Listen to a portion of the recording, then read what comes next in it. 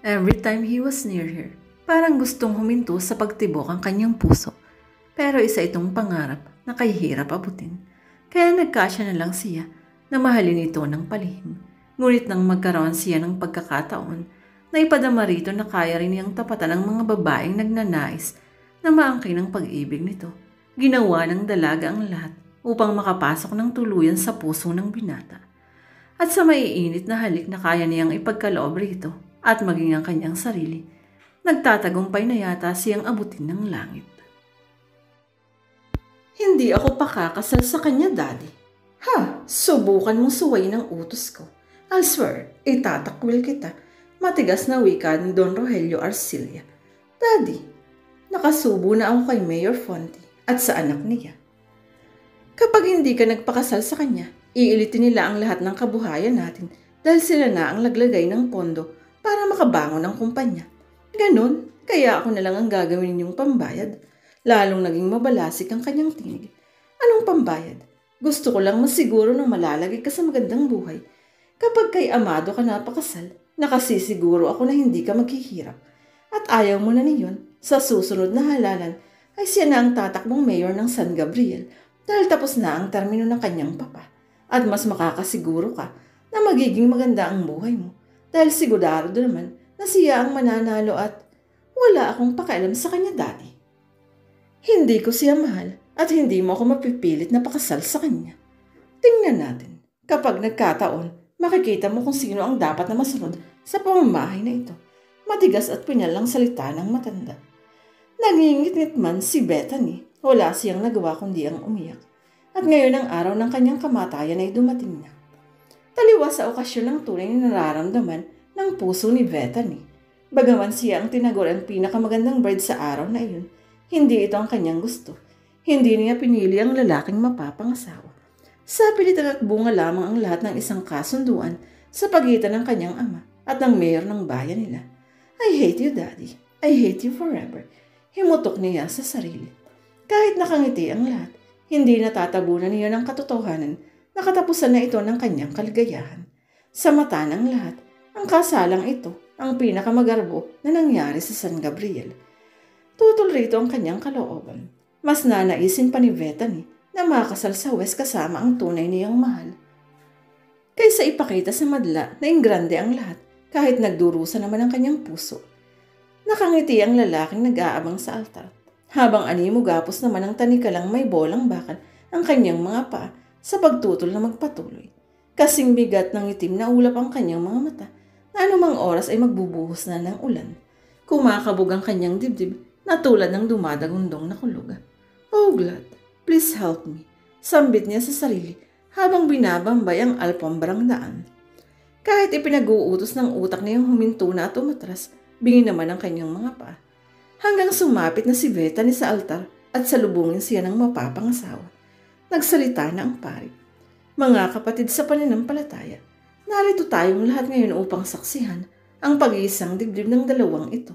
Kung sino man sa inyo ang may pagtutol na kinikip-kip, ay magsalita na ngayon upang habang buhay na panghahawakan ang katahimikan. Tahimik ang lahat at tila walang problema. Maliban sa naghuhumiyaw niyang puso, binasag niya ang pananahimik. Hindi tama ito, sabi niya. Hindi ako dapat magpakasal sa iyo. Baling ni Bethany sa lalaki. Tumayo siya at hinubad ang kanyang belo. Nagulantang ang lahat sa anunsyong kanyang ginawa. Mayroong tumutol at mayroon ding nagtanong. Una na rito, si Don Rogelio na humakbang ng isa. Anong kalokohan itong ginagawa mo? Galit na tanong nito. Hindi ito ang gusto ko, Daddy. Hindi ito ang pinangarap ko. Matapang niyang hiyaw. Hinawakan siya ng ama sa magkabilang balikat at inuga. Huwag mong gawin ito. Huwag mo akong ipahiya. Ipahiya? Ako ang inilalagay ninyo sa kahihiyan, Dad. Ayoko na. Sawa na akong sumunod sa mga gusto ninyo.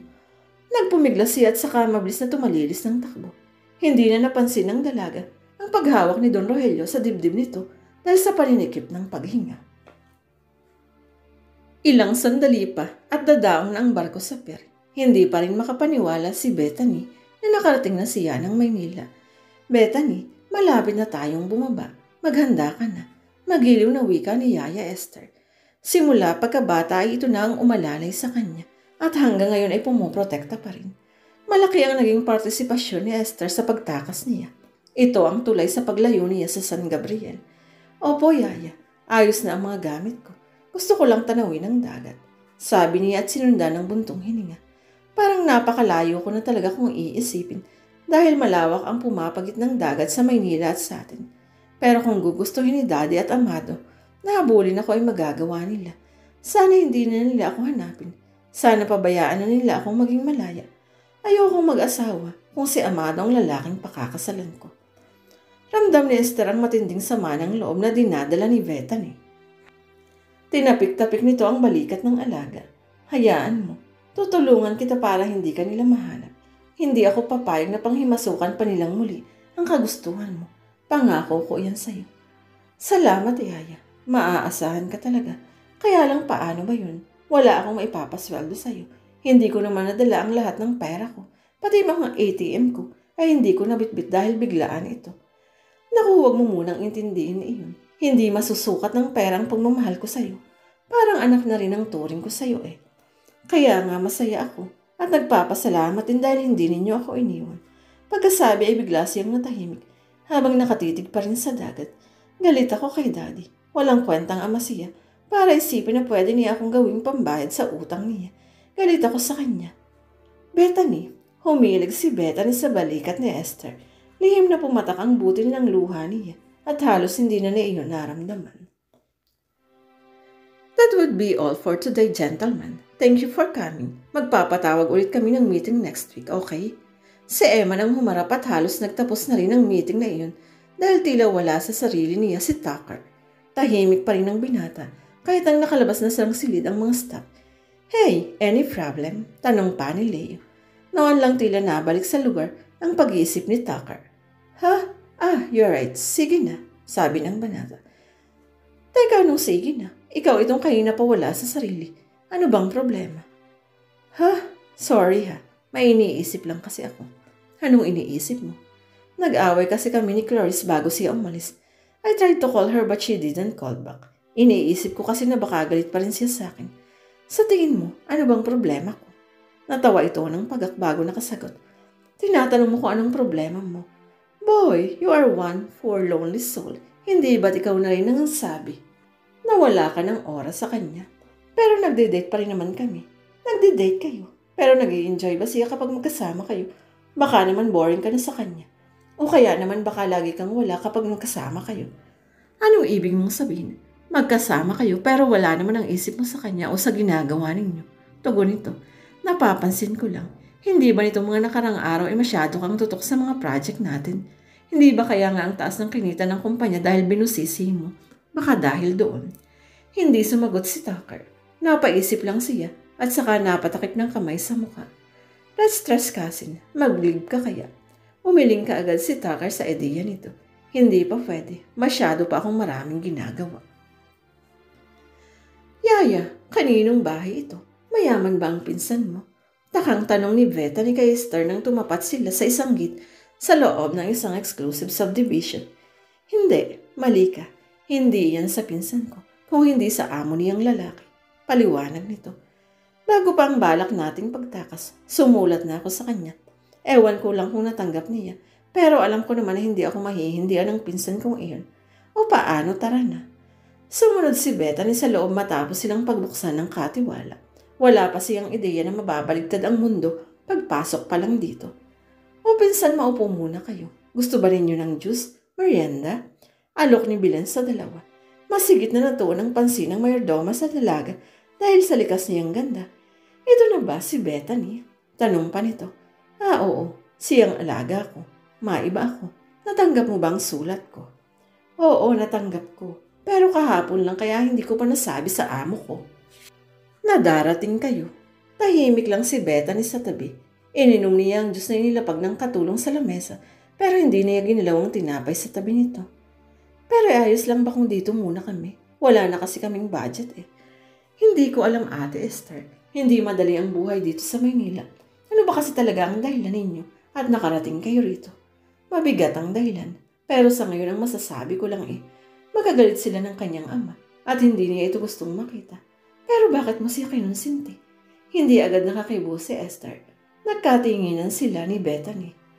Pinilit ko po siya.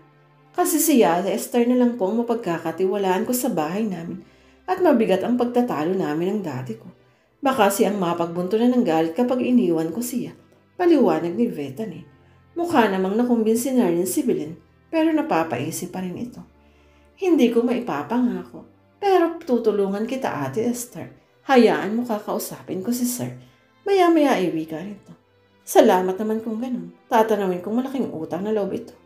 Huwag muna. May kondisyon iyon. Kondisyon, sabay na ulit rito ni Bethany at ni Esther. Alam kong may pera kayo sa ngayon, pero hindi magtatagal at mauubos na rin iyan. Kaya para makatulong na rin, pagtrabahuhan na lang ninyo ang ilalagay ninyo rito. Agad ang naging sagot na Esther. Ayos sa akin iyan. Hindi lang para sa iyo, kung hindi para sa inyong dalawa. Ano? Pero teka, Yaya Esther ayos lang po sa akin. Okay lang kung dalawa tayong magtatrabaho. Salo rin ito ni Bethany. Tutulman si Esther sa ideya ay wala itong nagawa. Anak, hindi mo kailangang gawin ito. Yaya, alam kong hindi madali ang buhay. Ito ang pinili kong landas. Kaya hayaan ninyong matuto ako. Pero, tutulungan niyo naman pa rin ako, di ba? Oo, hindi naman kita maaaring pabayaan eh. Malalim na ang gabi pero hindi pa rin dalawin ng antok si Bethany. Nakailang pihit na siya sa kutsyon pero tila hindi talaga-tanggap ng katawan niya ang pagbabago ng lifestyle. Kulang sa lambot ang kanyang higaan, ventilador at hindi aircon ang kanyang gamit at hindi sanay sa ganun. Hindi ako susuko. Umpisa pa lang ito ng buhay na dapat kong harapin. Mas okay na ito kaysa naman magpakasal ako kay Amado. Nakahiga nga ako sa malambot na kama at maraming kayamanan pero wala namang pag-ibig sa pagitan namin. Hindi bali ng mainit sa silad na to. Ang ayoko ay balutin ng yelo ang puso ko dahil sa pagpipilit na ibigin siya. Wika ni Bethany habang nakahiga at nagpapaypay. Maya-maya ay naulinigan niya ang pagdating ng isang sasakyan. Agad na bumangon si Bethany upang alamin kung sino ang dumating. Siguro yun ang amo ni Aling Belen. Sisilipon ko muna. Agad siyang lumabas ng kwarto at nagtuloy sa kusina. Sa posisyon niya, agad na makikita kung sino ang papasok sa pinto.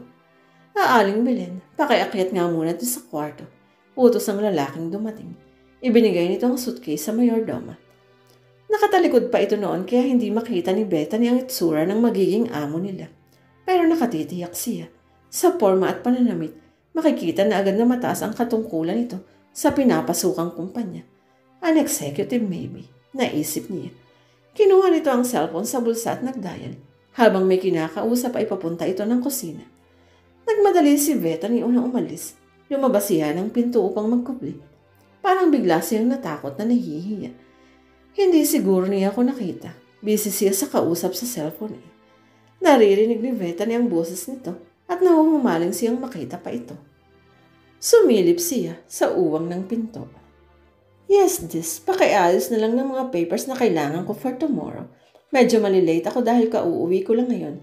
Basta ikaw ang bahala, okay. Pagkababae saka palang napansin ng binata na parang may kakaiba. What's the smell? Is that a perfume? Luminga ito sa paligid pero hindi na nag-ukol ang mahabang pansin. Kumuha lang ito ng baso at tubig sa refrigerator. Habang umiinom ay napansin ni Tucker ang bahagyang bukas na pinto. Lumapit ito at sumilip sa labas.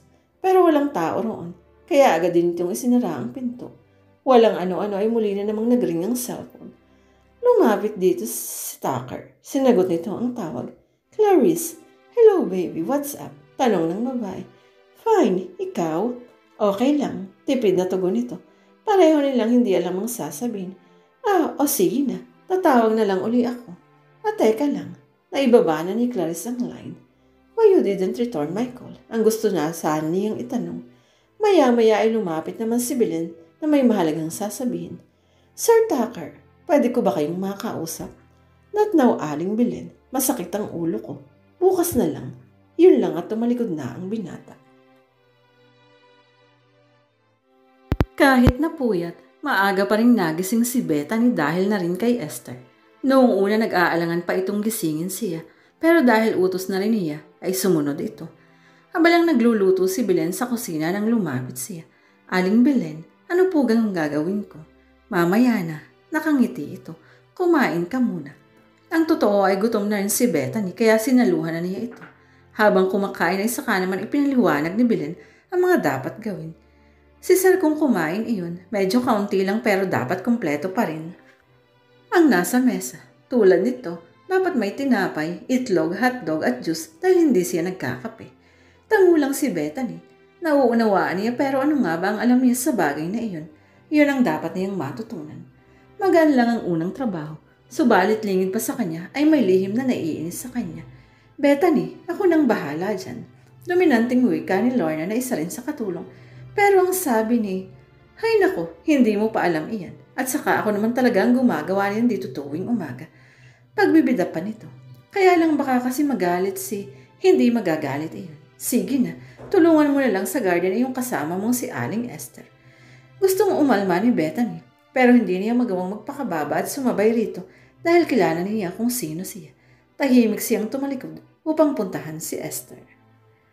Eksaktong 8:00 nang bumaba na si Tucker. Bihis na at handa para pumasok sa kumpanya. Napatingin agad siya sa pagkain nakahain, pero wala siyang bala kumain ng almusal. May napansin lang si Tucker kaya siya nabaling doon. That smell last night. Naaamoy ko na naman siya, naisip ng binata. Lorna, pabango ba iyon? Tanong niya sa katulong. Alin sir? Halatang nilalambingan nito ang himig ng pagsasalita.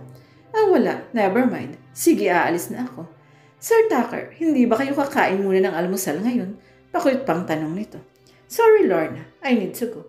I'm late and I have a meeting. Pakisabi kay Belen sa office na lang ako magbe-breakfast. Ganun po ba? Sige. Hinayang na wika ng katulong. Paglabas ng bahay, agad na ginawa ni Tucker ang tawag. Hello Des, adjust my schedule. Please, saka yung mga papers na hinihingi ko sa'yo, I need it on my desk when I get there. Sumampa ito sa kotse. Inilipat lang sa kabilang tainga ang cellphone. Na-adjust ko na po sir. Good, sige, papunta na ako. Napansin ni Bethany ang paglabas ng sasakyan sa gate. Naihatid pa niya ito ng tingin habang papalayo. O bakit ka narito? Tanong ni Esther na nagulat pa sa kanya. Nagdidilig ito ng halaman. Yaya, Aling Esther pala. Nakita ba ninyo yung lumabas na kotse? Yun yata ang amo natin dito eh. Alin ba? Hindi ko kasi nakita eh. Wala na po. Malayo na. Sige na ituloy na ninyo iyan. Hindi mo pa sinasagot ang tanong ko. Bakit ka narito? Akala ko ba sa loob ka pinupwesto ni Belen? Huminga muna siya ng malalim. Wala na po akong gagawin sa loob kaya tutulungan ko na lang kayo, sabi niya. Talaga? O sige, halika. Ano pong gagawin ko? Gubitin mo lang ang mga tuyong dahon. Kapag kasi hindi sila inalis, mahahawa ang buong halaman sa pagkalanta. Madali lang pala. Sambit pa niya. Pagkatapos tanggalin ng tuyong dahon ay winisikan naman niya ng tubig ang mga orchids gamit ang bottle spray. Parang batang aliw na aliw si Bethany. Makukulay kasi ang mga bulaklak at magaganda. Habang nakatingin dito ay nagbalik ang kanyang alaala ang itsura ng hardin nila sa mansion. Bumabalik din sa kanyang alaala ang itsura ng kanyang inang na mayapa. Kay Doña Celia ang mga bulaklak sa hardin. Alagang-alaga nito iyon noon. Ngunit ang mamatay ang Doña ay bumayad na lamang si Don Rogelio ng mga ngalaga sa hardin. Simula noon ay pinagbawal na ang paglapit dito ng ibang tauhan maliban sa hardinero. Hindi na niya nahahawakan ang mga bulaklak mula noon. Sa halip ay pinagmamasdan lang niya ang mga ito buhat sa malayo.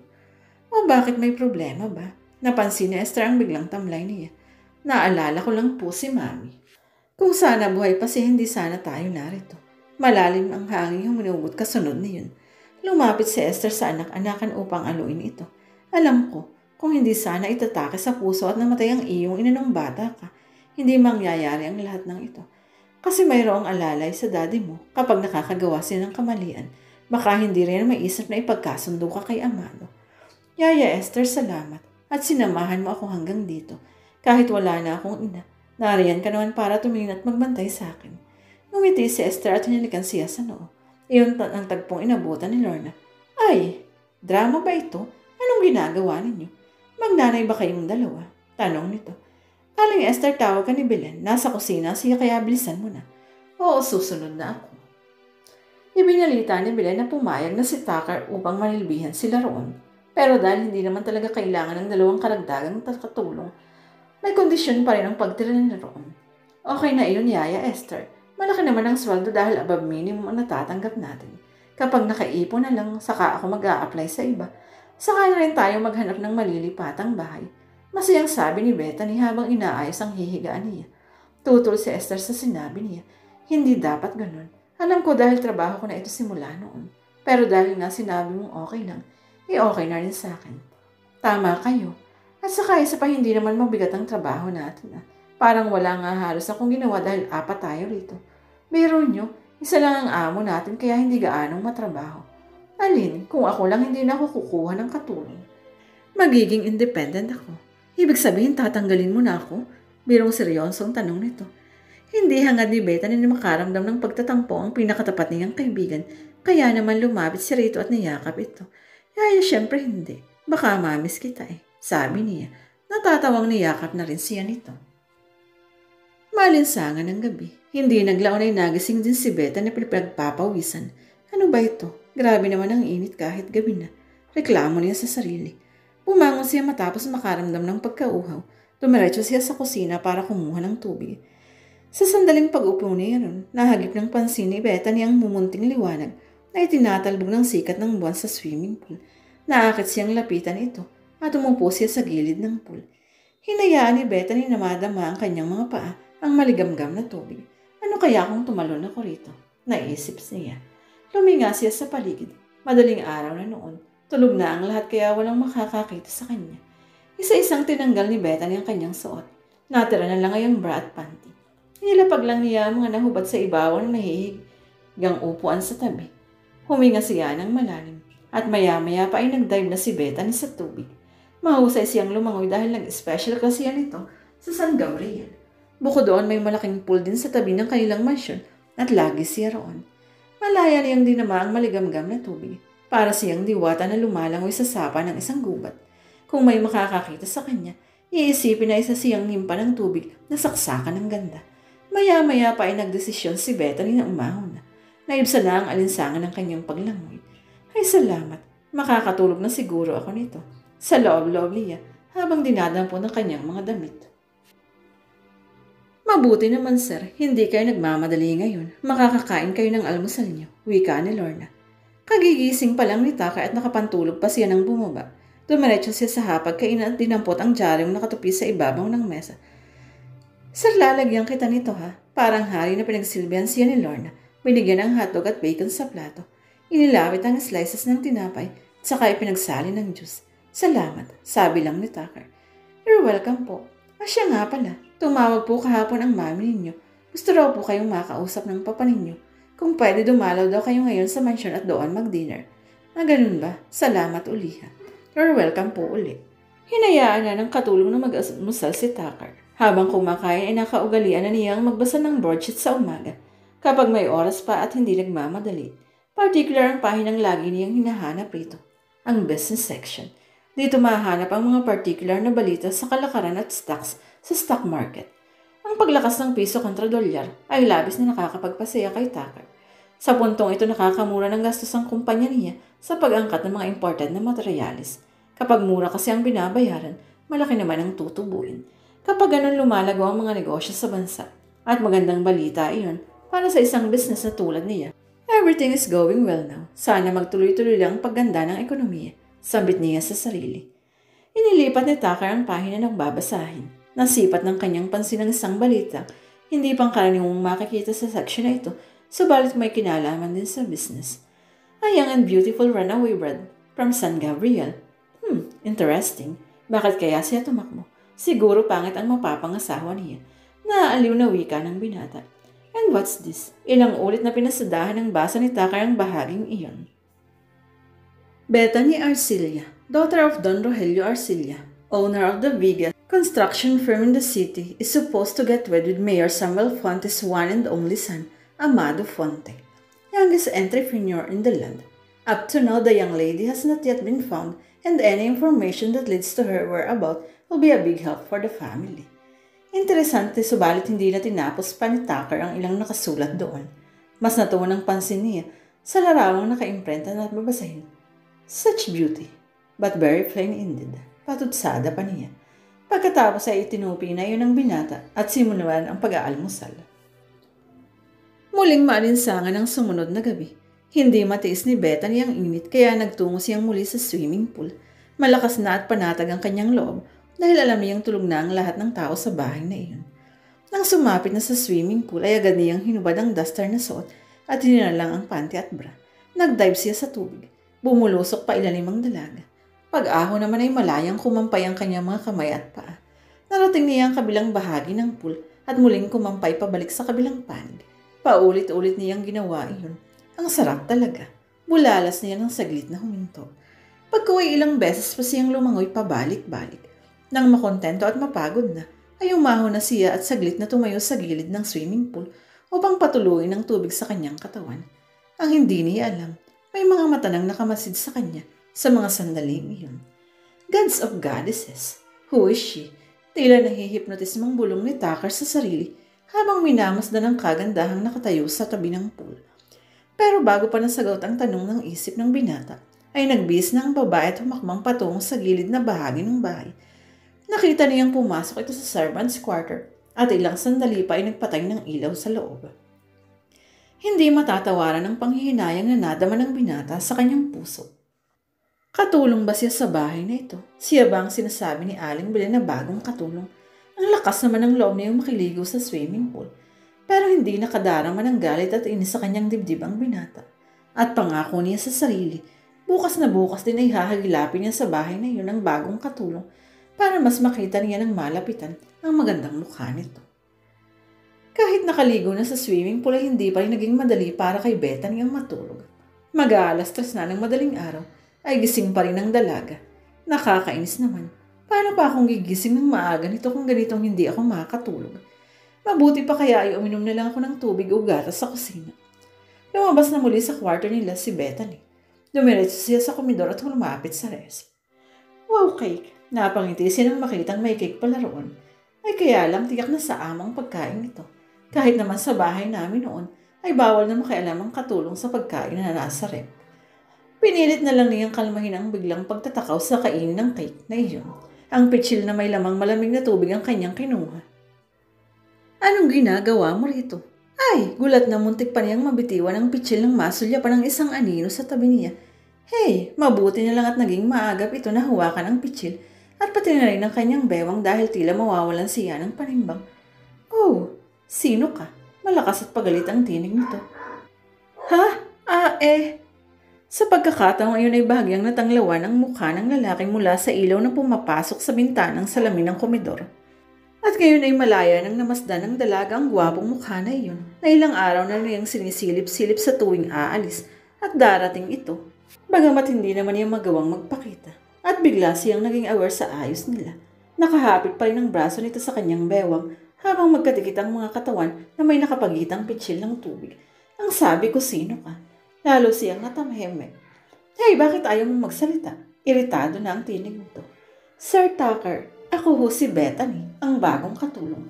Sa wakas ay nagawa na niyang sabihin. Ilang sandaling hindi nakakibo si Tucker nang matiyak na ang bagong katulong ang nasa harapan nito ngayon at ito rin ang babae kanina sa swimming pool. Pag-away pilit nitong hinamig ang sarili.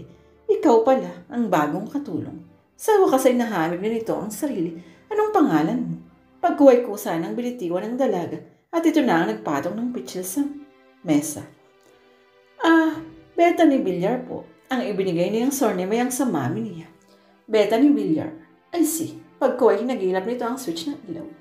Umaha ang liwanag sa kabuuan ng komedor. Bahagyang nasilaw ang dalaga at napapikit siya. Nagkaroon na ng malayong pagkakataon si Tucker na matitigan ang mukhang kanina pa nito tinatanaw sa swimming pool. Oh boy, mas maganda pala siya sa malapit. Sa loob-loob ng binata na tila hindi na magawang alisin ang titig sa magandang mukha na iyon. Senyorito, pwede na ho ba akong bumalik sa kwarto namin? Napakura pa si Tucker nang marinig ang malamis na tinig na iyon. Ha? Sige, teka uminom ka na muna ng tubig. Hindi ba yun ang sadya mo rito? Sige, babalik na ako sa silid ko. Pagka-uwi ka na agad na itong tumalikod at humakbang palabas. Naiwang nakatigalgal si Bethany. Mas gwapo pala siya sa malapitan at ang bango niya at ang kanyang mga bisig parang ang tatag humawak. Parang, ay ano bang nangyayari sa akin? Katulong ako sa bahay na ito Bakit ba iniilusyon ko ang gwapo kong amo? Makatulong na nga. 2 oras na lang at kailangan naman namin magtrabaho. Malalaki ang hakbang na lumabas na rin siya ng komedor. Panyero, Hindi pwede ang ganun. Nanggagalaiting wika ng Mayor Samuel Fonte. Palakad-lakad ito sa maluwang na bakuran at hawak ang basong may alak. Huminahin ng kapanyero. May mga inutusan na akong tao. Hinahanap na nila si Bethany. Kalmanting wika ni Don Rogelio. Kung hindi lang ako na mild stroke ng araw na yun, hindi sana nakatakas ng tuluyan ng batang iyon. Samantala si Amado na kanina pa walang kibo ay biglang napatayo. Don Rogelio, hindi mo masyado ng matagal ang 2 linggo na pinaghihintay ko. Masyado na akong napapahiya dahil sa ginawa ng anak mo. Amado, alam ko yun. Kaya nga, Don Rogelio, gusto kong ipaalala sa iyo na malaki ang utang na loob mo sa amin at malaki rin ang utang na pera. Kung hindi sa pera namin, baka matagal ka nang lumawi sa kalsada at pulubi na ngayon dahil bagsak na ang mga negosyo mo. Amado, stop it. Kahit paano ay ang alkalde ang nag-react sa naging bastos na ugali ng anak. Panyero, pasensya ka na sa anak ko. Masyado lang niyang mahal si Bethany, kaya nababalisa siya. Pagkuibali nito kay Don Rogelio. Hindi, ayos lang yun. Kalmadong wika ng matanda. Pero lihim na nagngingit ang kalooban nito dahil damang-dama nito na hawak sa leeg ng mag-ama. Ayos lang, pabulong na usal ni Amado na biglang lumayo sa kanila at dumura pa sa lupa. Halatang mainit pa rin ang ulo nito at umiiral ang pagiging barumbado. Pilit namang itinaboy ni Don Rogelio ang ngitngis sa dapat sana ay manugang na niya. Kung hindi lang ako nagipit, hindi ko talaga ipakakasal sa laking ito ang anak ko. Sa bagay, may nagawa naman talagang kasalanan si Bethany. Binigyan niya ng kahiyan ang pamilya ni na Amado. Sana ay matagpuan na nga ng mga naghahanap ang batang iyon. Kapag nagkataon, hindi talaga ako titigilan ng mag-amang ito sa panggigipit. Hindi alam ni Bethany pero sigurado siya sa kanya. Nakatingin. Si Tucker habang nagbabasa ito ng dyaryo ng umagang iyon matapos kumain. Ano bang iniisip ng lalaking ito? At kanina patingin ang tingin sa akin. Diyos ko, nagbabasa siya ng dyaryo. Baka naman may larawan na naman ako ron ah. Naku po, baka makilala niya ako. Baka kaya ganito na lang kung sulyapan niya ako ay dahil pinag-aaralan niya kung kamukha ko ang nasa dyaryo. Lalong nagpanik ang kalooban ng dalaga. Hindi nagkawasto ang pagliligpit niya sa pinagkainan nito at kung maaari lang, ay liparin na niya ang pinto ng makalayo na sa paningin nito. Pero kung alam lang niya, iba ang lumiligalig sa puso ni Tucker kaya pasulyap-sulyap ito sa kanya. Manyaga ang damdaming bumabalot sa puso ng binata. Bato palani ang gandang namamasdan ng mga mata nito. Talaga nga kayang katulong lang ang kayang pasukin trabaho ng babaeng ito. Parang hindi ako makapaniwala. Pagkaway sumulyap ito sa mga kamay ni Bethany na nagliligpit na sa basong walang laman. Maputi at makinis sa mga kamay ng dalaga. Walang sugat, walang ugat na tanda na hirap ng trabaho. Mahaba ang payat ng mga daliri na anong mong hinubog na kandila. Naramdaman ni Tucker yung urge na hawakan ang mga kamay na iyon upang masalat nito ang palad ng dalaga. At yun nga ang kanyang ginawa. Bethany! Ay, gulat na muntik nang mabitawan ni Bethany ang baso. No, it's okay. Nagawa naman yung hawakan ng binata at pasinipling inilapag uli sa mesa. Senyorito, bakit ho? Kinakabahan niyang tanong na hindi malaman kung hihilahin ang kamay na hawak nito. O hahayaan na lang ito. Wala lang, bigla lang akong na-curious kung gaano kalambot ang mga palad mong may magagandang daliri. Ho, bigla siyang na-alerto nang simulan itong dami ng sariling palad ang kanyang palad. Naramdaman ni Tucker ang pihong hipo ng palad ni Bethany. Wala man lang iyong kalyo. Parang sutla sa kalambutang taglay. Senyorito, bakit ho? Noon lang tumingala sa kanya ang binata. Mataim na tumitig sa kanyang mga mata. Pagkuhay simpatiko ang ngiting sumungo sa mga labi nito. Ang lambot pala ng palad mo. Ho, lalo siyang nataranta. Lalo ko tuloy naisip na parang alangan sa iyo ang maging katulong. Senyorito, talaga naman hong katulong lang ang siguro may itinatago kang lihim ano. Ho, naku wala ho. Pabigla niyang nahila ang kamay. Ahos, lalo namang naging mapanudyo ang kaslamnamang mata ni Tucker. Nag-i-enjoy ito sa nakikitang reaksyon mula sa dalaga. Para kasi siyang daga na nasukol ng malaking pusa sa isang panig ng bahay at wala nang matatakbuhan. Senyorito, kung wala na kayong iuutos, maiwan ko na kayo. Yun lang at agad na yung dinampot ang baso at tray na pinaglagyan ng niligpit ng mga pinggan at agad nang lumabas upang dalhin sa lababo ang mga hugasin. Diyos ko, nakahalata na nga siya na hindi ako karaniwan lang. Ang palad ko tiyak na nasalat na yung malambot ito. Ano kayang gagawin ko? Kailangang malaman ito ni Yaya Esther. Ang totoo, seryoso si Tucker sa paghihinala kay Bethany dahil ng mga sumunod na araw kapag nasa bahay din lang ang binata. Palagi itong palihim na nakikiramdam at nagmamasid sa dalaga. At kung minsan pa nga ay talagang sinasadya nitong umuwi ng maaga para lang mangmanan ng kilos ng magandang katulong. Ay, nariyan na pala si Senyorito Tucker. Sasalubungin ko para maipagtimpla ng Diyos. Tarantang wika ni Lorna na agad binitiwan ang hinihiwang rekado ng lulutuing ulam. Bahagya namang napapitlag si Bethany nang marinig ang pangalang iyon. Pero pilit niyang inignora ang nadaramang inis kay Lorna dahil tila ito natatarantang pagsilbihan ng kanilang amo. Dahil ang totoo, nais din niyang salubungin si Tucker at siyang magtanong kung gusto nito ng juice o sandwich. Iyon ay kahit na nakakailang palagi ang paraan ito ng pagtitig at pagsulyap sa kanya. Biglang bumalik si Lorna sa kusina. Sabay dampot ng kutsilyong ginagamit sa panghiwa ng mga rekado. Ikaw ang tawag ni Sarah. Dalhan mo raw siya ng juice at sandwich sa kwarto niya. Nanunulis ang ngusong wika ng babae. Ha? Talaga? Sukat doon ay lumukso yata ang kanyang puso mula sa kanilalagyan. Sige, pupuntahan ko na siya. Naging masigla ang kanyang kilos kahit pa kinakabahan na naman siya. Sa isiping maiilang na naman siya sa mga titig nito. Sus, ang bilis mo, ano? Akala mo siguro matitupuhan ka ni Senyorito, ano? Ilusyonada. Nauulinigan ni Bethany ang bulong ni Lorna, pero hindi na lang niya ito pinansin. Mas excited siyang dalhan ng juice at sandwiches ang gwapong amo sa silid nito. I'm sorry, Clarice, pero hindi talaga ako pwede ngayon. I'm too busy. Natigilan si Bethany sa gagawin sanang pagkatok sa pintong bahagyang nakaawang. Yeah, maybe tomorrow, ha? I'll find time. Okay, I know you understand. Yeah, take care. Bagyang sumilip sa siwang ng pinto si Bethany para alamin kung anong ginagawa ni Tucker sa loob. Oo naman. You know I still care for you. Okay, bye.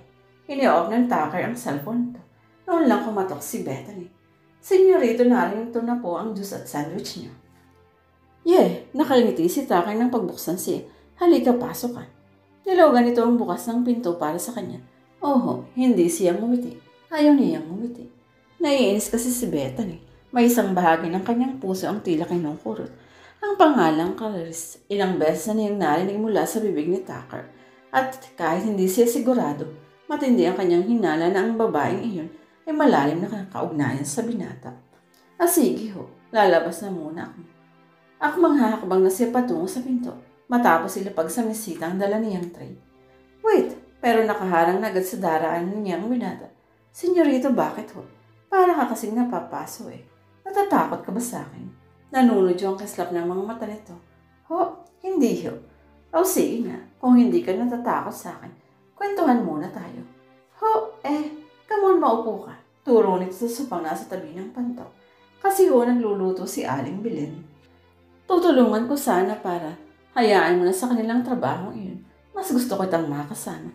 May mga bagay pa kasi akong gustong malaman tungkol sa'yo. Pagkaway walang babalang hinawakan ito ang kamay niya at tingnakan niya siyang paupo sa sopa. Senyorito, lalong nataranta si Bethany. Come on, tell me more about yourself. Wika ni Tucker nang may upo na siya sa sopa at naupo naman ito sa kaibahan ng sopa. Ano naman ang masasabi ko po tungkol sa sarili ko? Napayoko na lang siya. Well, kung saan ka talaga galing, kung ano talaga ang dahilan at nagkukunwari kang katulong sa bahay na ito. Sukat doon ay napaangat ang mukha ni Bethany. Well, nung una ay hinala lang. Nang mahawakan ko ang palad ng malambot, naisip ko na hindi ka talaga dati magkakatulong. Hindi ka sanay sa trabaho.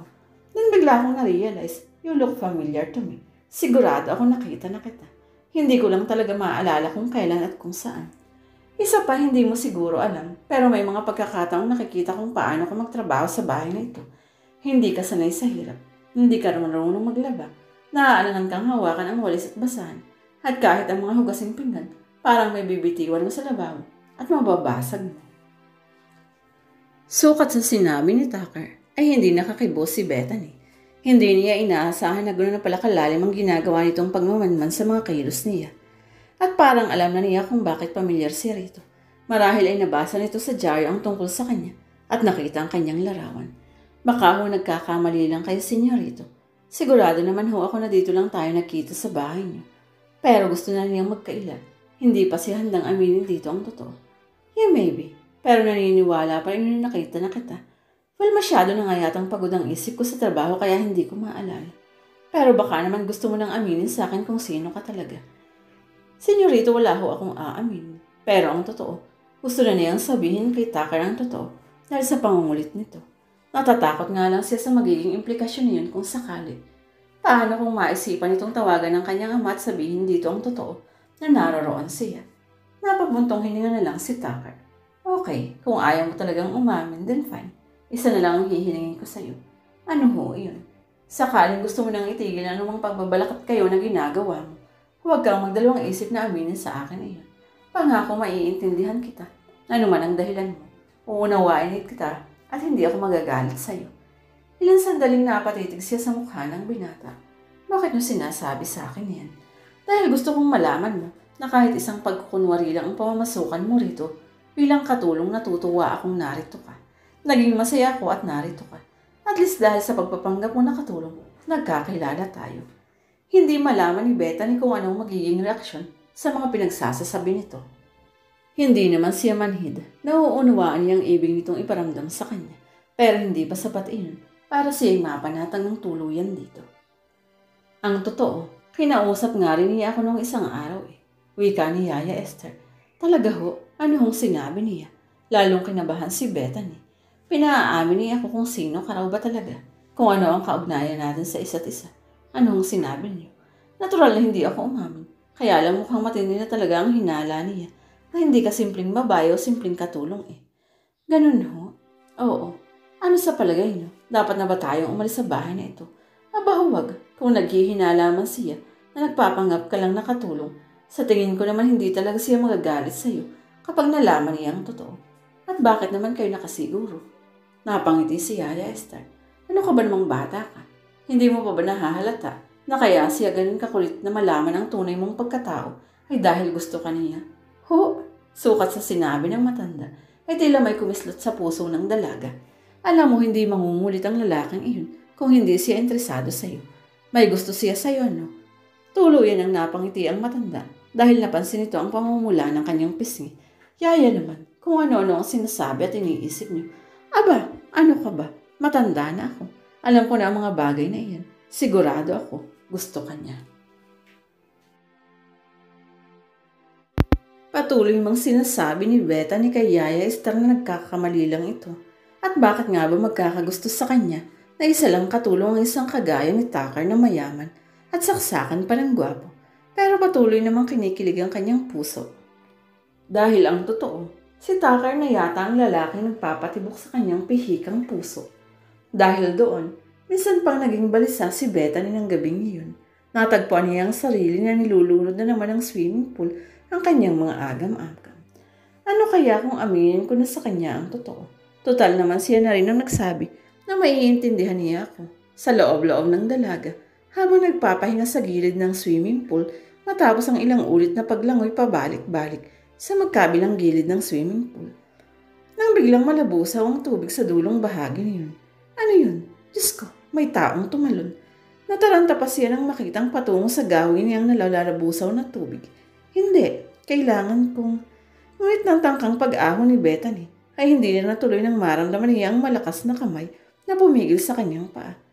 Huwag, tarantang nagpapadyak sa tubig ang dalaga. Nais ko mawala sa malakas na persang pumipigil sa kanya. Ngunit hanggang mahila na siya pa ilalim ng persang iyon ay hindi siya nakawala. Sa huli ang nagpapanik niyang utak ay natigilan ng maramdaman niya ang mga bisig na yumpos sa kanyang mga bewang. Saka sabay silang lumutang. Haps, sino ka ba? Papatayin mo ba? Shh, it's okay, it's okay. It's me. Natatawang hinuli ni Tucker ang mga kamay niyang nanununtok sa dibdib nito. Senyorito Tucker, natigilan siya at nanlaki ang mga mata nang makilala ito. Yeah, it's me. I'm sorry ha. Masuyo nitong wika ng haplusin ng kanyang pisngi. Hindi ko naman gustong lunurin ka. Nakatuwaan ko lang na gulatin ka. Napahikbi si Bethany. Gulatin? Gulatin ba yung muntik na akong maubusan ng hininga? Sumbat niya rito. Saglit na nakalimutan na ito ang amo niya. Hey, don't cry. Please don't cry ha. Kasi naman, ngunit hindi na niya natapos pang ibang sasabihin nang bigla na namang humapit ang mga braso nito sa kanyang bewang at hinila siyang palapit dito. Senyorito, shh, don't call me that way ha. Just Tucker, okay? Pero, minsan pang natigil sa pagsasitila ang dalaga. Paano ay nasusian ng sarili nitong mga labi ang mga labi niya. Tucker, Ang laki niya lang ang mga mata ni Bethany nang maramdaman ang mapusok na panghas na halik na ipinagkakaloob nito sa kanyang mga labi. Ngunit saglit lang ang pagtutol na umalpas sa kanyang puso. Kay init ng katawan ni Tucker kahit nakababad sila sa tubig. Kay bango ng hininga nito.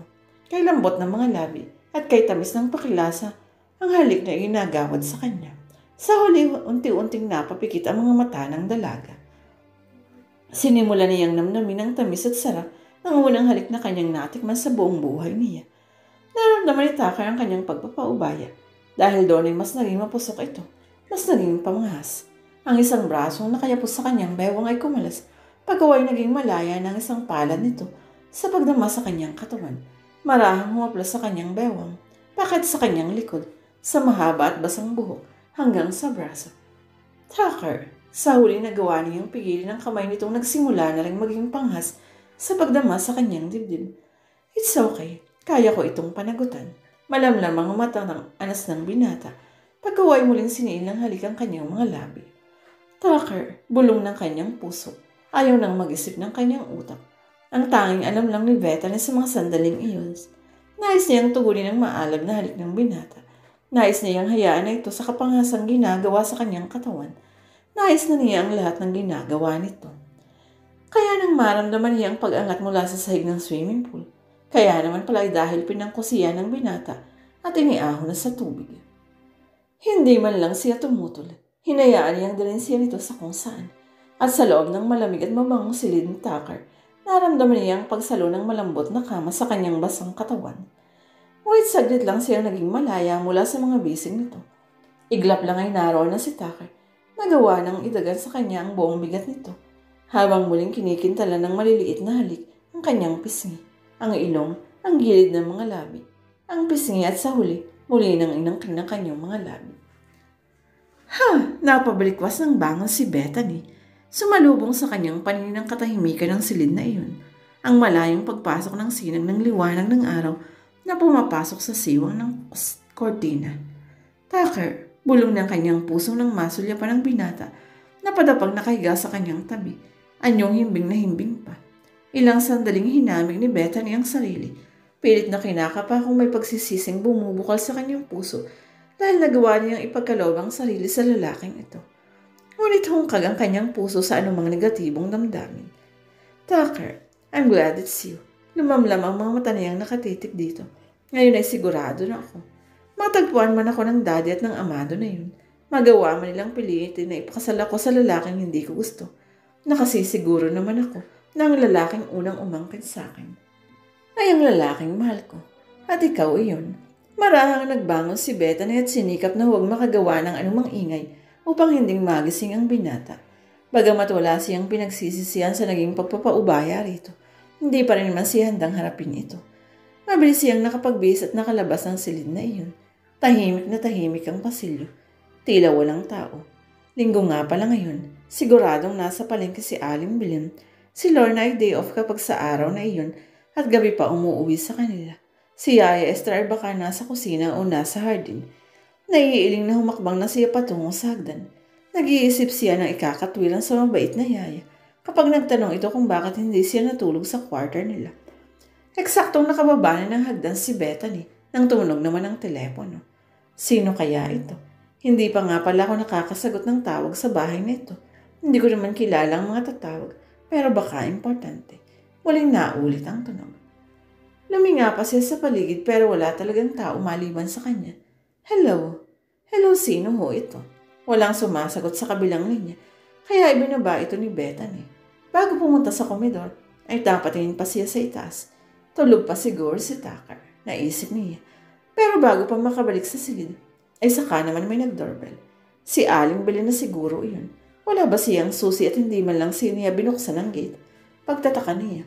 Hindi inisip ni Bethany na si Lorna iyon. Tuloy-tuloy lang ang pagdo-doorbell. Nariyan na, hiyaw niya. Pero pagbukas ay bumulaga sa kanya ang hindi niya inaasahang dumating.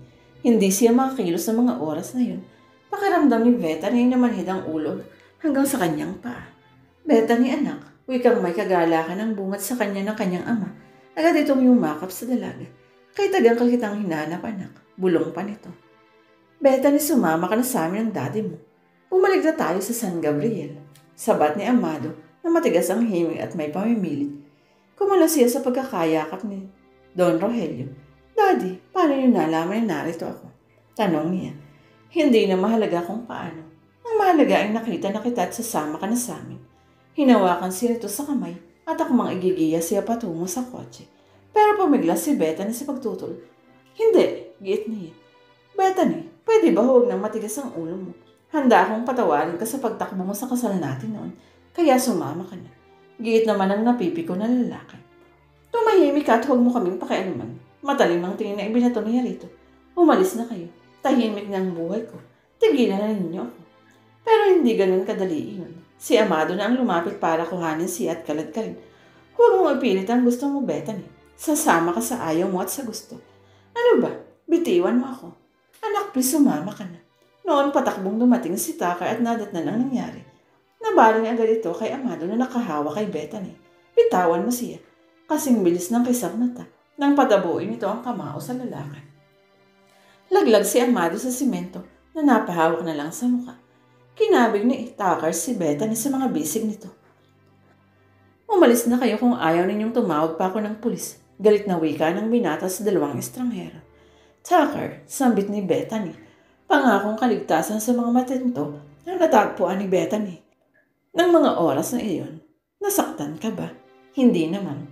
Get out of my property. Kung hindi lang yan ang aabutin ninyo. Batang ibinato nito para sa dalawa. Tara, pumasok na tayo sa loob. Kinayag siya ng binata. Pero bago pa nito may saranggit, ay nagsalita pa ulit si Amado. Pagsisisihan mo ito. Banta nito. Si Don Rogelio naman ay natulala. Nalang at hindi nakapagsalita. Hindi na pinansin ni Tucker ang pagbabanta. Tuloy itong isinara at inilak ang gate. Salamat. Kaya lang nagkasugat tuloy ang kamao mo dahil sa akin.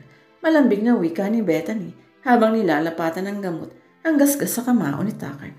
Bakit kinaligong gustong isama? Sino ba sila at anong dahilan nila para gawin niyon? Seryosong tanong to habang matiim na nakatitig sa mukha niya. Hindi agad nakasagot si Bethany dahil iniisipan niyang sasabihin. Huminga siya ng malalim. Bethany, hinawakan ang dalawang palad nito ang mukha niya. Sabihin mo sa akin ang totoo. Baka makatulong ako. Hindi siya kumibo. Bethany, nakalimutan mo na ba ang naganap sa atin kagabi? Naging akin ka at ako'y naging sayo. Ano pa bang dapat mong ilihim sa akin? Gusto kitang makilala ng lubusan. Gusto kong malaman ang lahat ng tungkol sa iyo dahil akin ka na, hindi ba? Ano kasi? Ang totoo, nakaabang pa rin si Tucker sa anumang sasabihin niya. Daddy ko iyong matandang lalaki kanina. At iyong sinuntok mo, siya si Amado Fonte, anak ng kasosyo ni Daddy sa business. Gusto kasi akong ipakasal ng ama ko sa lalaking iyon. Paliwanag niya. Ano? Ikakasal ka na? Mabigat sa loob nito ang magtanong. Agad namang dumipensa si Bethany dahil nakitang ekspresyon nito. Pero hindi ko siya gusto. Wala akong nararamdaman na kahit ano para sa kanya. Kaya nga ako tumakas sa amin dahil pilipilit nila ako.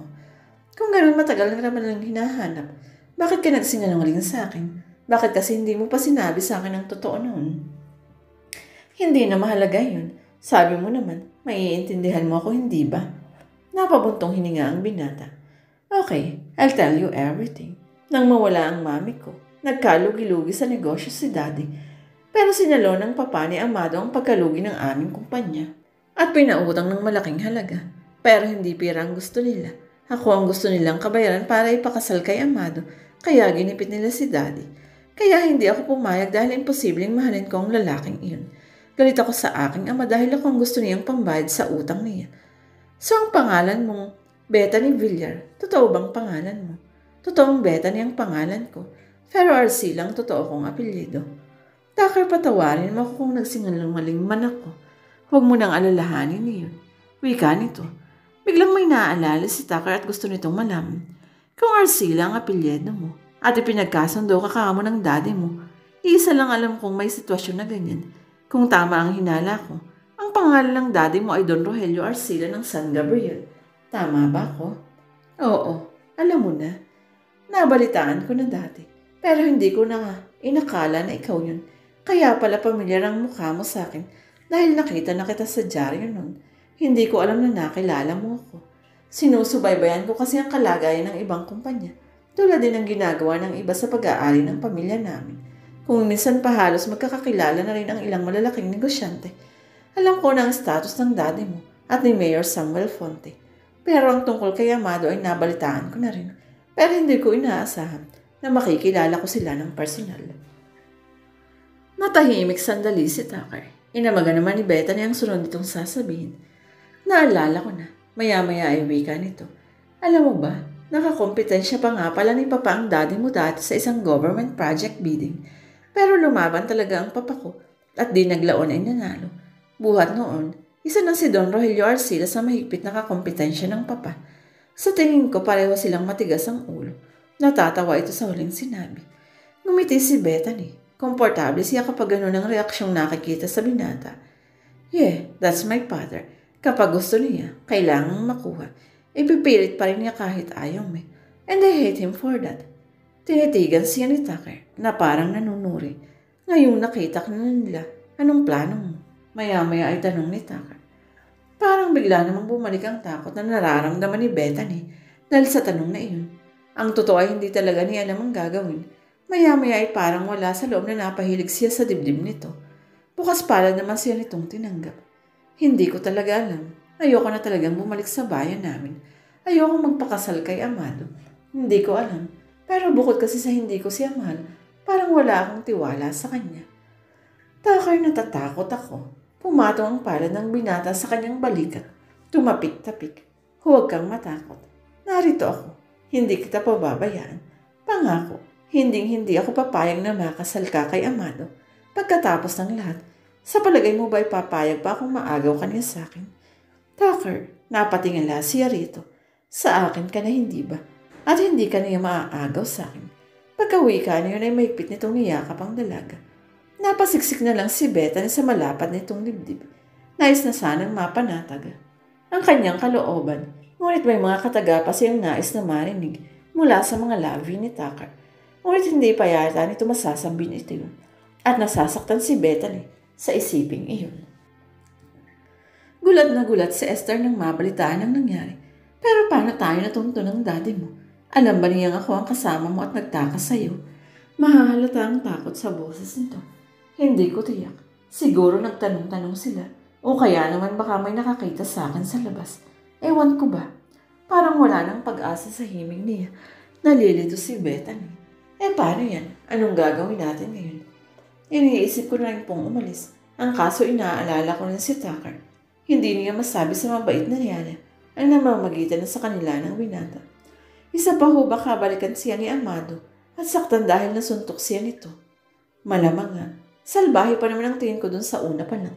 Pero kung lalayo tayo rito, baka hindi na rin niya saktan si Sir. Yaya Esther, malabo yun.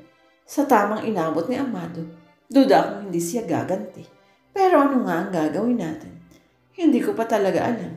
Iisipin ko muna kung anong magandang gawin. Pansamantala bigyan niyo muna ako ng panahon para makapag-isip. Siguro naman hindi pa maiisipan ni na Amado at ng daddy ko na bumalik dito kaagad. Ay nako. Ikaw na nga ang bahala. Ginamit ni Tucker ang koneksyon niya para makontak ang ama ni Bethany. Sa isang restaurant na pag-aari nila sa Makati sila nagtagpo. Habang naghintay ng matagal ang binata, hindi halatang hindi na ito nag-atubili. Mabuti naman po at nakarating kayo na walang kasama tulad kahapon. Tulad ng sabi ni Tucker. Pagkaubo ay agad itong sumagot. Inaalala ko rin ang nangyari kahapon kaya hindi ko isinama si Amado. Wika ni Don Rogelio. Nangiti si Tucker sa narinig. Pasensya na nga pala kayo sa nangyari. Ang totoo hindi ko alam na kayo si Don Rogelio Arcila. Nauunawaan ko. Nakikita ko na gusto mo lang pangalagaan si Bethany na aking nag-iisang anak. Kaya lang ay nakaplano ng lahat para sa kanyang kasal. Pero hindi nagmamadali si Tucker na matapos ng usapan nila. Dumating ang alak na in-order niya at sinalina ng waiter ang 2 baso nila. Sana po ay okay lang kung mauuna ito, sabi ni Tucker. Sure, madaling kausap ang Don. Nakipag-toast pa ito sa kanya. Mr. El Greco, Tucker El Greco, kaswal na niyang pakilala ng sarili. El Greco, are you related with Clarence El Greco, the great business tycoon of San Simon? He is my grandfather. I've owned some of his business now. Unfortunately, He passed away last year, but he left us a legacy. Magkakilala po ba kayo ng lolo ko? No, hindi ako nagkaroon ng pagkakataon na makilala siya. Nabalitaan ko lang ang mga tagumpay niya. I'm a businessman too, you know, at saka sino ba naman ang hindi nakakakilala sa pamilya ng mga El Greco? You're always on the broadsheet. Galak na wika nito. Well, thank you. I'll take that as a compliment, Don Rogelio. Arcila clan is a well-known family too in the South, and I'm glad na makilala kayo. Halatang natutuwa si Don Rogelio sa binitiwang salita ni Tucker, pero maya-maya rin ay bumago ito ng paksa. Oo nga pala ba? Ano bang nature ng meeting natin ito? Sumeryoso si Tucker. Tungkol kay Bethany, sa anak ninyo, sabi niya. Kay Bethany, bakit ano ang tungkol sa kanya? Gusto ko pong pag-usapan natin ang kalagayan ng anak ninyo. Ikinabigla ng doon ang sinabi niya. Hindi nito mahula ng gustong tumbukin ni Tucker. Diretsahin mo ako, Mr. El Greco. What exactly do you mean? You know what I mean, Don Rogelio. Unfortunately, andun. Kung ganun, sige. Huwag ninyong ipakasal si Bethany kay Amado Fonte. Sabi niya na may pagdudumi na. Tila hindi yun nagustuhan ng Don. Nagsalubong ang kilay nito. At bakit ko naman gagawin ang sinasabi mo? Anong magandang dahilan para hindi makasal ang anak ko kay Amado? Hindi siya mahal ng anak ninyo. Hindi sila magiging masaya. Iyan ang dahilan kaya siya tumakas sa inyo. Mas minili pa niya Bethany na maging katulong ko kaysa sa matupad ang gusto ninyo para sa kanya. Wadang gatol niyang pagbubulgar dito. Napapailing ang Don. Hindi nito matanggap ang narinig. Katulong? Pumasok siyang katulong. Nagbibiro ka ba? Tipid na iling ang sinagot ni Tucker sa matanda. Napasubsob ito sa hawak sa noo. Parang sumasakit ang ulo sa napag-alaman. Hinayaan ni Tucker na imuni-muni ng Don ang nagawang pagkakamali ng anak. Maya-maya ay nagtanong ito. Nahirapan ba siya? Kasi ang alam ko ay wala siyang alam sa mga gawain ng bahay. Sabihin mo, paano ba ang naging buhay niya? Sa umpisa medyo kinakitaan ko siya ng hirap. Pero likas na matatag ang anak ninyo. Hindi siya sumuko sa kahit na anong pahirap. Madali siyang nasanay. Masasabi kong malaki ang iniunlad ni Bethany. Buhat ng una siyang dumating sa Manila. May ngiti sa labi ng binata sa pagtatapat na iyon. Naalala ni Tucker ang mukha ni Bethany.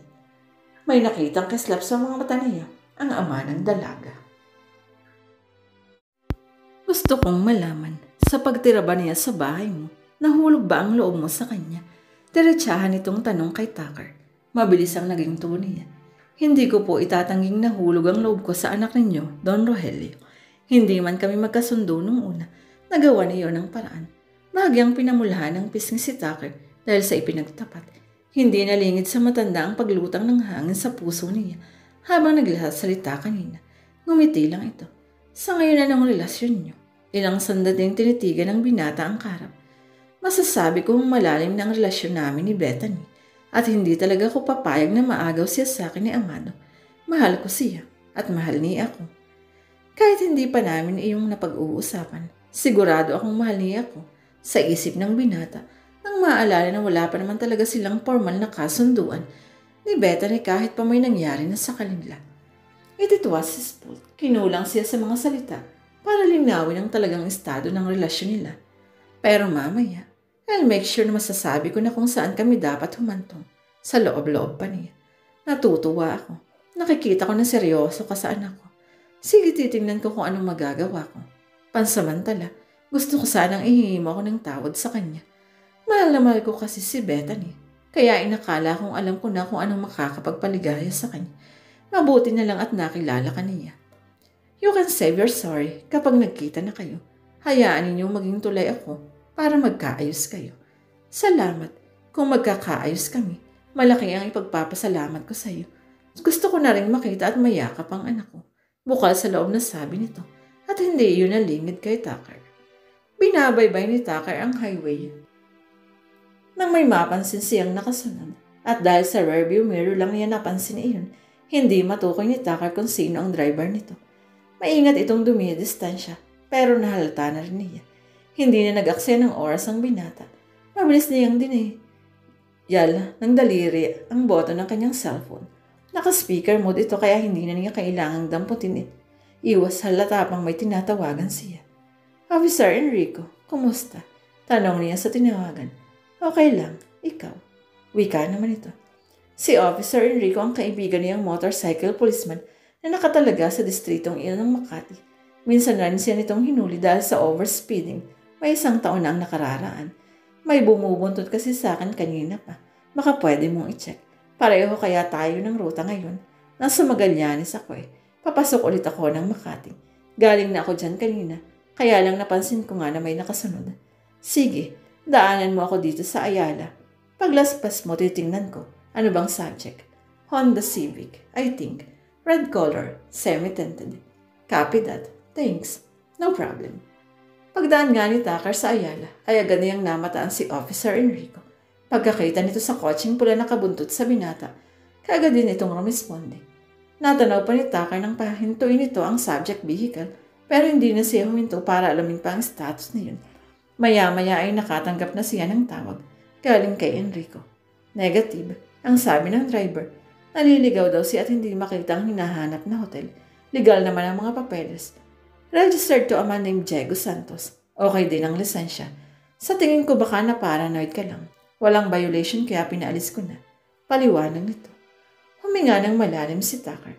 Okay, salamat na rin. Pasensya na sa abala. I owe you one. Wala iyon. Ingat na lang sa pag-uwi. Sure. Pinindot niya ang button down para ibaba na ito. Muli siyang huminga ng malalim. Isinandal ang ulo at ipinatong ang siko sa may bintana. Ikinabigla ni Tucker ang nadatnan. Mga bag nang nakalapag sa ibabaw ng kama ni Bethany. Bigla tila uminit sa parteng iyon ng kabahayan. Agad na hinanap ng mga mata niya ang dalaga. Bethany. Wala sa silid niya si Bethany at wala rin sa kusina. Kaya tila nawawala na rin sa sarili niya si Tucker. Hindi alintana ang bawat taong makakasalubong. Hello, Sir Tucker. Bating nilagpasan lang ng binata buhat kay Lorna. Anong problema nun? Tanong nito. Dumiretso sa labas si Tucker sa garahe. Tapos ay sa hardin kung saan ninatagpo ng hinahanap na dalaga. Bethany. Tahimik lang na nakaupo ron si Bethany. Hinihintay ang kanyang pagdating para magpaalam. Tucker, dumating ka na pala. Sambit ng dalaga. Iba ang naging tugon ni Tucker. Isang mahigpit at mainit na yakap ang iginawad niya rito. Hindi man lubos na naunawaan ni Bethany ang nangyayari. Parang puso na rin ang papaliwanag nito. Bumigay ang kanyang damdamin at nagpaubaya siyang yapusin ito. Huwag kang umalis, Bethany. Hindi mo na kailangang lumayo. Wika nitong may pagmamakaawa. Pero Tucker, nakapagdesisyon na ako. Hanggang nananatili ako sa bahay mo. Hindi ako ligtas at maging ikaw ay ganun din. Malungkot na paliwanag niya rito. Iling agad ang naging sagot ng binata. Hindi pa rin ito bumibitaw sa pagkakayakap kay Bethany. Natatakot ako. Baka kapag nanatili pa ako dito balikan ka ni Amado at saktan ka niya. Sisisihin ko ang sarili ko kapag nangyari iyon. Bethany, please don't leave. Nagkausap kami ng daddy mo at sinabi niyang gagawin niya ang makakaya niya para hindi na matuloy ang kasal ninyo ni Amado. Ano? Bulalas niya. Nakipagkita ka kay daddy at bakit mo naman ginawa iyon? Hindi siya makapaniwala sa narinig buhat dito. Bethany, sira ka ba? Alam mo bang tuso ang daddy ko? Magtiwala ka. Seryoso siya at nakikita ko yun sa mga mata niya. Kalokohan. Galit at walang pakialam niyang hiyaw. How dare you para pang himasukan ang buhay ko? At sinong may sabi sa'yo na kausapin mong daddy at maniwala ka sa kanya? Baliw ka dahil ginawa mo yun. Baliw ka. Bethany, pasensya na. Pero kailangan ko nang umalis.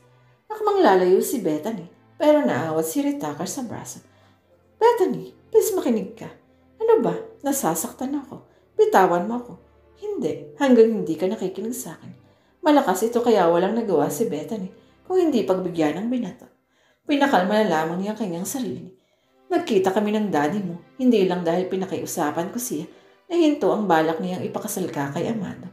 Nagkita kami dahil inamin ko sa kanya na gusto kita at gusto kong sa akin ka makasal. Alam na niya ang relasyon natin. Ano? Tila huminto ang mundo ni Bethany sa narinig. Patuloy pa rin umuugong sa kanyang tenga ang huling salitang binigkas nito. Oo, tama ang narinig mo. Gusto kita at alam kong gusto mo rin ako. Kaya ako ang pakasalan mo. May hinugot itong isang maliit na kahon sa bulsa ng pantalon. Ano bang sinasabi mo? Bakit mo ba ako binibiro? Maang niyang tanong. Alam kong may nangyari na sa atin. Napatangay ako sa damdamin ko at hindi ako nagbibiro. Kinuha ni Tucker ang singsing sa loob ng pantalon. ng kahon at kinuha ang kamay niya. Tanggapit mo at isuot ito bilang tanda ng iyong pagpayag. Pero hindi na siya nakapalag. Mabilis na lumapat ang singsing nito sa kanyang daliri. Bethany, pagsisilbihan kita. Ipaglalaban at ipagtatanggol kita. Pangako, ako ang bahala. No one can hurt you for us I alive. I wanna be your man. Tucker. Oh yes, Tucker. I will marry you. Sinilyohan ng halik ang kanilang kasunduan. Bagaman lumuluha, iyon ay tanda lang ng kaligayahan. Biglang napawi ang takot sa kanyang dibdib. Napalitan niyo ng kagalakan at excitement. Tucker, kinakabahan ako, sabi niya. Tila biglang bumigat ang paa ni Bethany papasok na sila sa hotel kung saan tumutuloy si Don Rogelio. Don't worry, it will gonna be just fine. Kung magpapakasal tayo, dapat lang na magkasundo na rin kayo ng daddy mo, hindi ba? Wika nito habang abot ang ngiti. Madali siyang nakumbinsi ni Tucker. Nagtuloy-tuloy sila hanggang sa elevator, tapos huminto ito sa ikasampung palapag. Pero pagbukas ng pinto, biglang natigilan naman si Bethany.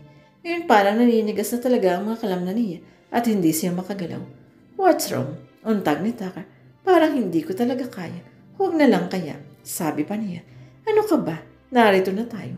Naghihintay ng daddy mo. Pero hindi pa yata ako handa na makita siya at magpatawad. Naiintindihan siya ng binata. Kaya naman agad siyang umisip ng paraan huwag lang na hindi matuloy ang pagkikita nilang mag-ama. Alam ko na. Dito ka muna. Tapos pupunta ako doon at susunduin ko ang daddy mo. Siyang papupuntahin ko rito para magkita kayo.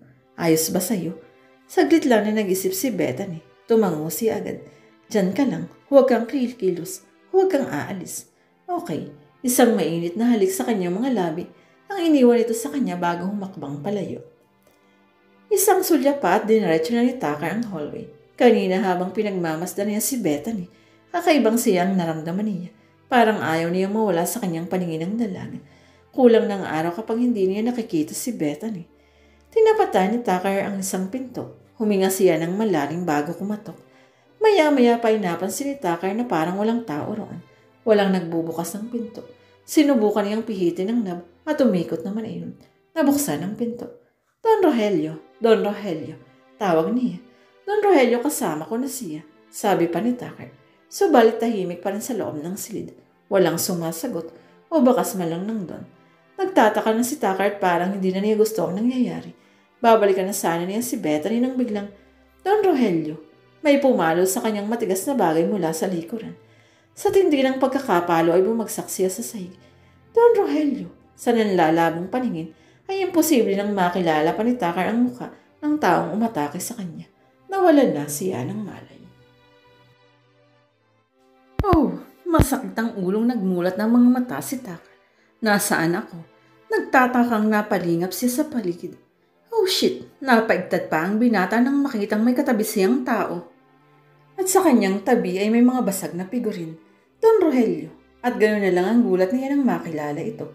Walang malay ang matanda. Duguan ang ulo at anyong wala ng buhay. Don Rogelio. Agad niya itong pinulsuhan. May pintig pa ang pulso nito. Agad siyang tumawag ng saklolo para madala sa ospital ang matanda. Bethany, habang nag-aalala ang kanyang puso dahil hindi na niya nakita ang dalaga sa pinag-iwanan niya rito. Bethany, nasaan ka na? Pero dahil kailangan pandalhin sa ospital ang matanda, napilitan siyang ipahanap na lang sa mga pulis ang dalaga. He's in coma right now. Ho! Nagulat si Tucker sa sinabi ng doktor sa kondisyon ni Don Rogelio. Matigas ang bagay na ipinalo sa kanyang ulo. Iyon ang dahilan kaya nagkaroon ng mumunting pagdurugo sa loob ng kanyang utak. Oh God! Nalilito na si Tucker. Nag-aalala pa rin siya kay Bethany dahil nawawala ito. Sino ho ba ang posibleng may kagagawa nito? Tanong ng pulis na nag-iimbestiga sa nangyari. Isang tao lang ang gustong pagbintangan ni Tucker. Si Amado Fonte. Iyon ang sinabi niya sa pulis. Sige ho, aalamin ko kung narito pa sa lungsod si Amado Fonte. Salamat ho. Dahil wala naman siyang magagawa sa ospital, ipinasya ni Tucker na umuwi na muna sa bahay. Baka sakaling naroon na si Bethany dahil umalis ito bago pa mangyari ang ganun. Abay wala siya rito. Nag-aalala ring wika ni Yaya Esther nang malaman ang nangyari. Hindi pa siya umuwi mula nang umalis kayo kanina. Oh God, paano kung nakuha pala siya ni Amado? Lalong nabalisa si Tucker sa isiping iyon. Baka kung ano na ang ginawa niya kay Bethany.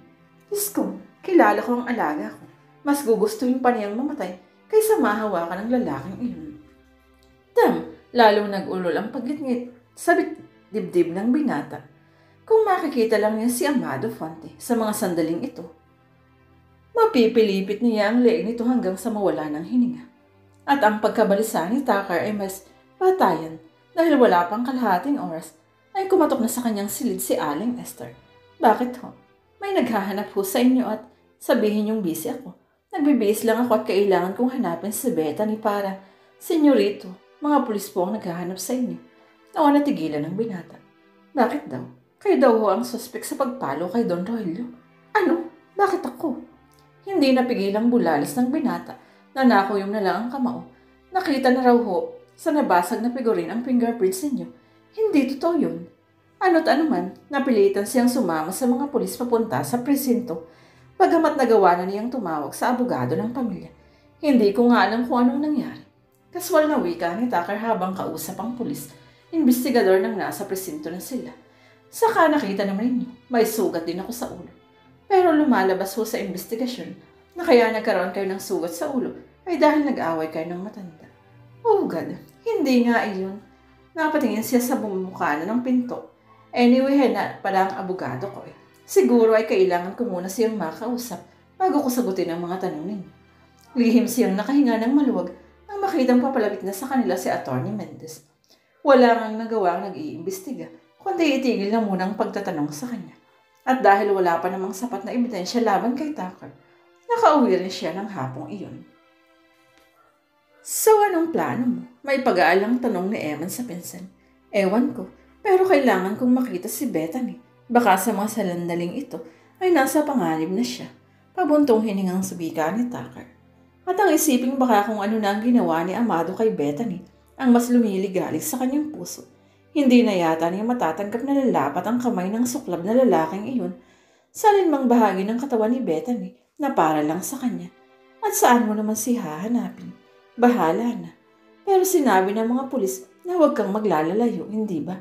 Baka kailangan kanila para makuhanan ng hindi ako pwedeng magtagal sa isang lugar. Bahala ka na muna. Walang nagawa si Eman kundi ang tumango. Kasama ni Tucker si Aling Esther. Noon din ay sumakay sila sa domestic flight at pumunta ng San Gabriel. Baka sakaling doon nila ni Amado si Bethany. Ngunit wala pa roon si Amado. Ayon sa pulis na tumulong sa kanya para makalapit sa bahay ng mga Ponte at hindi pa nakakabalik doon ang lalaki. Agad na bumalik sa lungsod si Tucker kasama pa rin si Aling Esther. Ano na ang gagawin natin? Naiiyak na ang matanda sa labis na pag-aalala sa mahal na alaga. Hindi ko rin ho alam. Ang mabuti pa ho, puntahan natin sa ospital si Don Rogelio. Alamin natin kung nagising na siya. Siya lang ang makakapagbigay linaw kung sino ang umatake sa kanya na posible rin pumalo sa akin at tumangay kay Bethany. Laglag ang balikat na wika ni Tucker. Daddy, I'm sorry. Bulong ni Bethany habang nakatitig sa wala pa ring malay na ama na nasa ICU. Hindi ko naman gustong mangyari sa iyo ito eh. Ayokong mapahamak. Pero ayoko talagang pakasal kay Amado kaya ako tumakas. Pero kung hindi ako umalis sa pinag-iwanan sa akin ni Tucker dahil natakot akong harapin kayo, baka sakaling nalaman ko kung anong nangyari sa inyo at nakita ko sana kung sino ang pumalo kay Tucker. Ngayon ay hindi ko alam kung saan ako pupunta. Naiiyak na hinawakan ni Bethany ang kamay ng ama. Papa, gumising ka na. Mag-uusap tayo. Pero bahagya siyang natigilan ng maulinigan niya na may nagbubukas ng pinto ng ICU. May tao. Hindi ako dapat makita rito. Baka si Amado iyon. Naghagilap ng mapagtataguan si Bethany sa banyo siya na katakbo. Tuluyang bumukas ang pinto. Isang lalaking nakaputi ang pumasok. Nasisilip ni Bethany sa siwang ng pinto ang naging galaw ng tao. Pero hindi na makita ang mukha dahil nakatalikod dito sa gawin niya. Siya kaya ang doktor ni Daddy. Ilang sandaling nakatitig kay Rogelio ang lalaki. Ikaw kasi, hindi ka marunong tumupad sa usapan natin. Kung hindi ka tatanga-tanga, hindi sana makakatakas sa kasal namin si Bethany. Napapitlag si Bethany mula sa pagkakasilip sa pinto nang maulinigan ang boses nito. Agad niyang nakilala kung sino ito. Si Amado. Oh God, kapag nagkataon, makikita niya ako rito. Sinikap na lang niyang huwag makagawa ng anumang ingay upang hindi nito mamalayam ang presensya niya. Ngunit paano gagawin yun ni Bethany kung malalaman niya ang talagang pakairoon ng lalaki? Paano ba yan, Don Rogelio? Total ko, masus ka na. Tapusin na natin ang paghihirap mo. Hindi ka na kasi dapat magising. Kapag nagising ka pa, ikaw pang magsasabi sa mga pulis na ako talaga ang pumalo sa ulo mo dahil nagkaroon tayo ng pagtatalo. At hindi ako papayag ng ganun. Total si Tucker na ang pinagbibintangan ng mga pulis na may kagagawa sa nangyari sa'yo. So be it. Siya na talaga ang dapat na madiin. Dahil kung hindi magiging akin ang anak mong si Bethany, hindi rin siya pwedeng mapunta sa iba. Kaya ikaw na kumakalas na sa usapan natin. Ikaw ang dapat mauna. Kimbal si Beta sa narinig. Unawang-unawa niya ang ibig sabihin ng lalaki. Balak nitong patayin ng kanyang ama upang manatiling lihim kung sino ang may kagagawan sa nangyari rito. Hindi maaari. Nagsumigaw sa pagtutol ang kalooban at isipan ni Bethany. Ngunit ano pa ba ang pwede niyang gawin para iligtas ang ama? Kinuha na ni Amado ang isang gwante sa bulsa nito at isinuot iyon. Pagkawayak mang pipihitin ng oxygen na umagaw sa pagpapatakas ng hininga ng matanda. Huwag, bigla ang naging reaksyon ni Bethany. Binuksan niya ang pinto ng banyo at pikit matang sinugod ang lalaki. Napakasama mo. Ha! Gulat na napalingon ng lalaki. Ngunit huli na para dito ang umiwas. Nahagip na ito ng takip ng flash ng bowl na nagawa niyang baklasin bago ito sinugod. Pati hayang bumagsak sa lapag si Amado. Halatang hilo, pero hindi naman tuluyang nawala ng malay. Bethany, nagulat ito nang makitang nakatayo sa harap nito ang dalaga. Napakasama mo. Balak mong patayin ng daddy ko ha. Ikaw muna ang papatayin ko. Akmang ipapalo na muli ni Bethany ang hawak sa takip. Bethany huwag. Nang mula sa bukwakas sa pinto, ay papasok si Tucker at naagaw ang hawak niya. Papatayin ko ang lalaking iyan. Masama siya. Masama. Ngunit tila nawala na sa sarili ang dalaga. Pilit pa rin nagwawala sa pagkakahawak ni Tucker. Bethany huwag. Makinig ka, Bethany. Huwag mong ilagay sa kamay ang batas. Sakalang tila nahimasmasan ng dalaga at napatitig sa mukha ni Tucker. Tucker, yeah, it's me. I'm glad you're here. Hindi ko na alam kung saan ka hahanapin. Alam mo ba yun? Oh God, salamat. Tucker, kahigpit ng yakap nila sa isa't isa. Parang ayaw nang maghiwalay. It's okay ha. Tahan na, darating na ang mga pulis. Sinulya pa nito ang nakahandusay pa rin si Amado at magbabayad ang may sala. Lalong napaiyak si Bethany pagkuha ay napasiksik sa malapad na dibdib ni Tucker. Ngayon ay damang-dama na niya ang ligtas siya, pati ang kanyang ama ay may pag-asa na ring magising. Bethany, ha? Napaigtad pa siya palayo kay Tucker, sabay lingon sa nagsalita. Daddy, anak patawad. Oh Daddy, umiiyak na ito naman ang niyakap niya. Salamat at gising ka na. Patawad. Wala ho yun. Ang mahalaga ligtas na kayo. Muli niyang niyakap ang ama. Ilang sandali pa, dumating na ang mga pulis at dinala sa presento ang nahimasmasan ng si Amado. Patong-patong ang kakaharapin nitong kaso. Habang sina Bethany at Tucker ay magiging maligaya na rin sa wakas.